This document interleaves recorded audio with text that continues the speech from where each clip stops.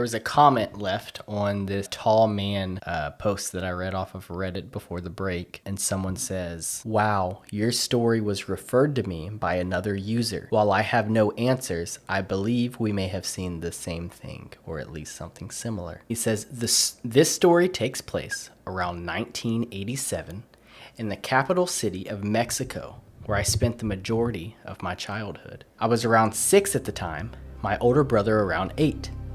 The geography of my home then can be best described as consisting of mixed-use development buildings, storefronts on the lower floors and housing on the upper floors. Our housing development was the last on our block, meaning that to our immediate left were adjacent buildings and storefronts with no discernible partition. To our immediate right was the corner facade of the building. Did I say it wrong? I don't know. I always pronounce it facade, but I don't know if Facade. that might be a figurative. The exact time of day in which this occurred escapes me, although I would like to say it was somewhere around 1 in the afternoon on a weekday. So this is also midday, like when we saw him.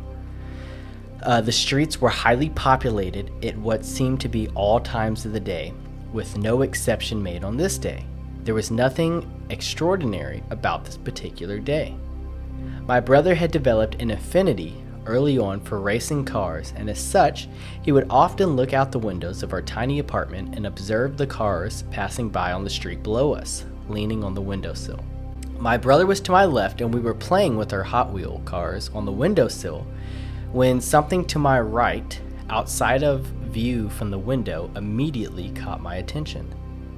Having been leaning somewhat alongside the wall to my right, visibility was difficult. I removed myself from the wall entirely and leaned with some effort forward against the window. I could not make out the object at first, but thought at the time that it resembled a sombrero, but not like that of a mariachi or a cowboy. But once the object came fully into view, I noticed it was black, full of thick dust and ashes, and unusually long like a tall top hat. My only reference for ash at the time was seeing my grandmother cleaning the interior of her gas stove. The object moved upward from the ground as if it were floating in mid-air. What it was attached to, I could not see yet, so he's looking out the window and he sees this hat coming up. Because keep in mind, they're up like on the side of the building, so it looks like a levitating hat covered with ash, and he's like, "What the heck is this?" And then here in a second he sees what the hat is actually attached to. Don't like where this is going. I waited there confused and perplexed. My heart is beating wild even as I type this, recalling, as I did then, the terror of what we saw. I remained glued to the window for a few seconds. Why is he so close? More, until the hat was at full eye level outside the window. I will never forget what was attached to the top hat, and I will do my best to describe it. A man on the latter side of middle-aged, of pale white skin, with a long and elongated disposition and pointed jawline, with a wide smile fixed to the corners of his profile. This is as close as what I... Interesting way of describing something. This is as close of what I have been able to find for reference. Could you imagine coming face to face with that in the window? I know. Furthermore, he was dressed from head to toe in all black with a long coat, like those worn by the men of Victorian era, a black vest, and appeared to be covered in ash and dust. He appeared to be smiling intensely, looking forward at the facade. Facade. I've heard it 3 ways. Of the building, either ignoring us or having not seen us. So he doesn't see them.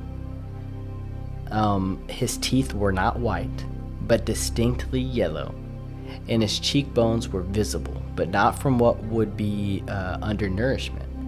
The pale coloration of his skin was stained gray and black due to the ash-like material that was covering his hat. I stood there, transfixed, trying to find an explanation for what I was seeing.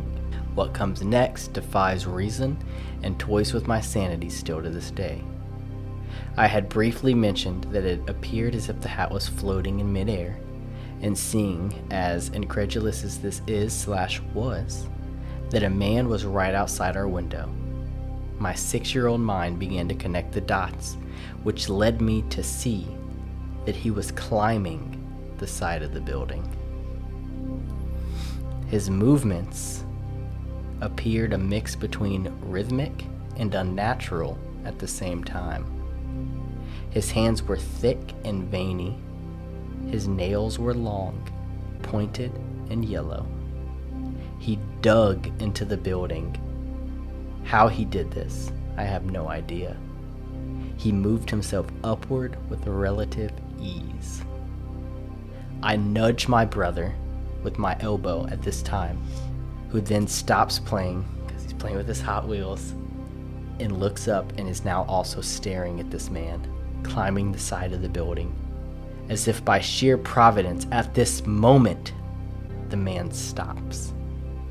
He turns his head in our direction, the smile never leaving his face, staring at the sky. His eyeballs find us, and he stares, removes one hand from the brick of the building, and with his index finger places it in front of his teeth and goes, just like the guy in the last story in the hospital room. And then he continues to climb.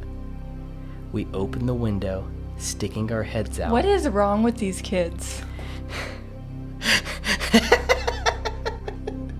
We open the window, sticking our heads out, and see him going around the corner of the building, still upward, and then out of sight. As I type this, I cannot know how most of you will react. And if it wasn't for my brother, who has recounted this story many times throughout our lives, I would not have the courage to sit here with humility and certainty.